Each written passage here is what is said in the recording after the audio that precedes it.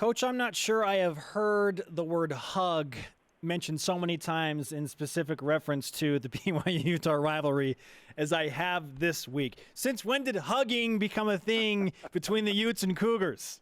Well, you know, with Kalani down there, it's put quite a different spin on things, and you know, a very close friend of mine, and that's been talked about all week as well. That's nothing new, but hopefully it you know, takes some of the venom out of the rivalry, and it's just good, fun, clean competition on the field, and intense. You know, I use the word fun, but it's, you know, it's intense, and it's you know, a game where everybody's emotions are sky high.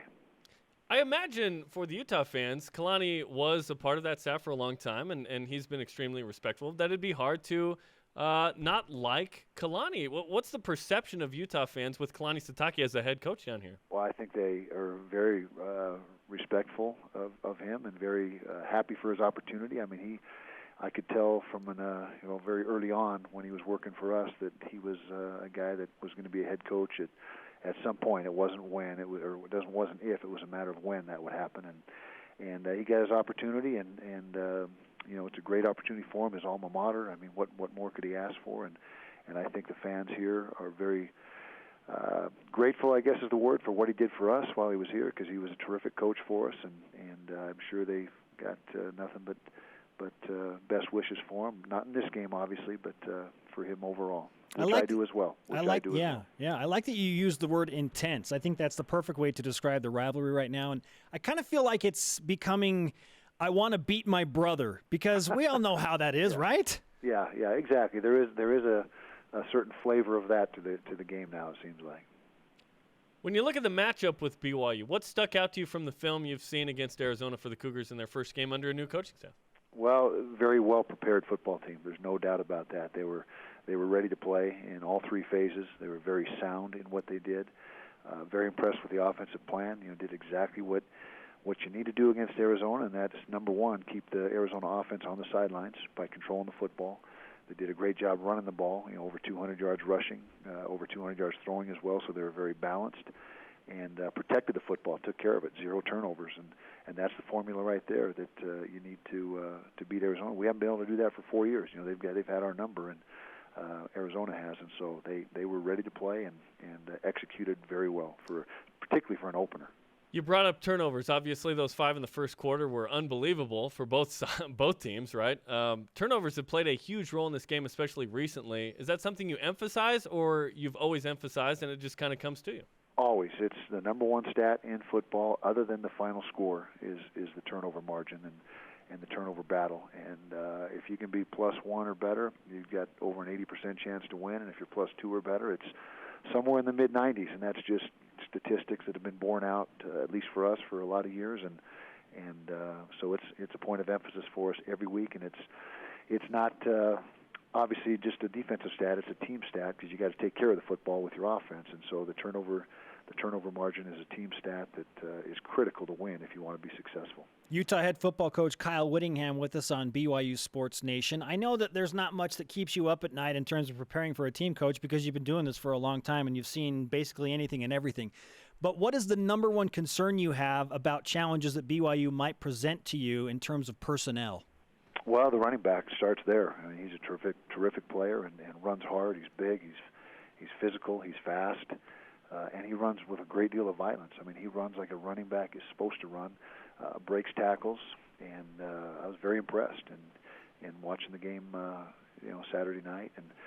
And then, of course, the quarterback. I mean, Taysom Hill, he's had such a terrific career there, and obviously has not played for a while, but you'd never known it by watching him Saturday night. He looked very sharp, almost 75% completion percentage. And I thought, you know, the plan was also geared towards high percentage throws and you know, high percentage plays, which they executed very well. Desmond Howard made a big deal about Taysom Hill's age, and then we were like, wait, isn't Andy Phillips 27? Come on, man. Desmond made a big deal about Taysom Hill's age? Being 26, yes. Oh, yeah, well. So we were like, well, there are guys out there, Chris Winkie, Brandon Whedon, sure. it happens. Yeah, Some sure guys ski and then they kick, and they're really good. Yeah, Yeah, I hadn't heard that, but I don't know what that comment was about. But anyways. Yeah, just old age, which is fun. Yeah. What did you learn about your team against Southern Utah? Well, defensively, thought the secondary played pretty darn good. Very few passing yards. We gave up 40-something passing yards. Not as good in the run defense as I thought, and that's another thing that's concerning for the upcoming game is we were not as sharp defending the run as we need to be, and the degree of difficulty is going to be much higher this week than it was last week. Troy Williams, thought he came out and did a very solid job in his first performance as our starting quarterback. Thought the receiver stepped up, and that needed to happen as well. That was something that we had focused on the entire offseason, and I thought they responded. The physicality up front on the offensive line was not where it needs to be. We've harped on that all week and talked about it, and probably too much. But those guys will be, they've risen up to the challenge, at least in practice, and looking forward to see what they can do on Saturday night as far as our offensive line. It doesn't take long to watch Troy Williams and know that he's a good quarterback, and he's a guy that carries himself with a lot of confidence. How does he immediately change the dynamic of the Utah offense? Well, he's got a lot of tools. He's got what you look for in a quarterback as far as his delivery. His mechanics are almost flawless. The way he delivers the ball and gets it out of his hand quick. His footwork, all that is outstanding. He's very cerebral. He's got a complete grasp of the offense. He's a good decision maker, and maybe more than anything else is he's got leadership qualities that are exactly what you look for in a quarterback. And I think that was manifested by him being named a captain before he'd even played a game here. He was voted by his teammates as one of our team captains without ever having been on the field in a game situation, and so I think that speaks to the level of respect and that his peers have for him on the football team. Kyle, a couple of years ago, Steve Young called the BYU-Utah relationship like brothers, and so they always get compared like brothers. What's the biggest difference right now between Utah and BYU football, in your opinion? Oh, well, we're in different conferences, independent, and we're in a conference, so that's quite a different world. When you're independent, you have a lot of freedom with your schedule, and there's a lot of flexibility, and when you're in a conference, it's all about that conference.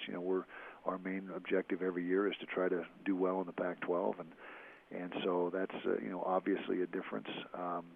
But other than that, there's a lot of similarities. I mean, we've both been successful for a lot of years now, and it's good to see. I mean, I think it's good for the state of Utah, and then you add Utah State, who's been very good as well. I know they were a little bit down last year, but looked very good last week, and I think it's win-win when everyone in the state is performing well. Speaking of the Pac-12, today, for whatever reason, we were just thinking about home field advantages of Pac-12 schools specifically. Rice-Eccles Stadium, if it's not at the top, it has to be at the very top. Why is playing in Salt Lake City such a tough thing for visiting teams to overcome? Well, I think it starts with our fans, and most notably the Muss. We have a great environment. We're not the biggest stadium. We know that. We're 46,000 right in that range, but it's been sold out since 2010. Wow. Every week, and that's a pretty good run right there of sellouts, and most of those games have been standing room only, and so I think that the atmosphere there and just the noise level, and it's just it's a really good venue. It's a really good setting, and I think it takes people off guard that have never been up here. It catches them off guard. Now, as the Pac-12 teams, you get more familiar with visiting Rice-Eccles. That effect may have not quite as much of an impact, but it is pretty intense. I've had a lot of coaches that only came here for one game. Coach Wanstadt, Dave Wanstadt of Pitt, for example, when he brought that Pittsburgh team in here a few years ago, he told me, "Hey, I had no idea that the environment was going to be like this." And we underestimated it, and I think a lot of first-time visitors to Rice-Eccles Stadium feel the same way. Yeah, it was the largest crowd ever for the season opener last year against Michigan. Yeah, that was a huge crowd. Yep. You mentioned it's good for the state if both teams win and Utah State wins and whatnot. With that in mind, does it matter to you if BYU gets into the Big 12? Well, I guess it's going to have implications for us as far as scheduling, because I think they'll, we talk about having the rivalry game go on uninterrupted, and we had that 2-year hiatus for Michigan, and I think they may run into the same situations if they get into the Big 12, and it may impact the rivalry a little bit. Well, that remains to be seen, I really haven't got any inside info or any idea of what the likelihood of that materializing is or not. But no, I think in the final analysis, we're already not in the same conference, and I don't think that's going to have a big impact on us. But I could be wrong. We'll see. But don't we get all of our information on what's going to happen with that from guys on Twitter that have like 100 followers, Coach? Well, I guess you could. I guess that might be a great resource, but I'm not real dialed into that. If BYU got into the Big 12, would you want to keep playing every year and try and work that out? Well, ideally, it's a great rivalry, and there's a lot of positives in the game, but if that happens for them, then their primary focus is going to be winning the Big 12, and they got to do whatever is best for their program in that regard, just like we do. And so we'll have to see. We'll have to see what happens. Coach, it's always great to talk to you, and we are looking forward to the highly anticipated hug that we've been hearing all about between you and Kalani. It's going to be quite the hug. All right, we'll try to do a good one for you out there. Yeah. All right, Coach, great to talk to you. Thanks for the time. Take care, guys. Thank you. Bye-bye.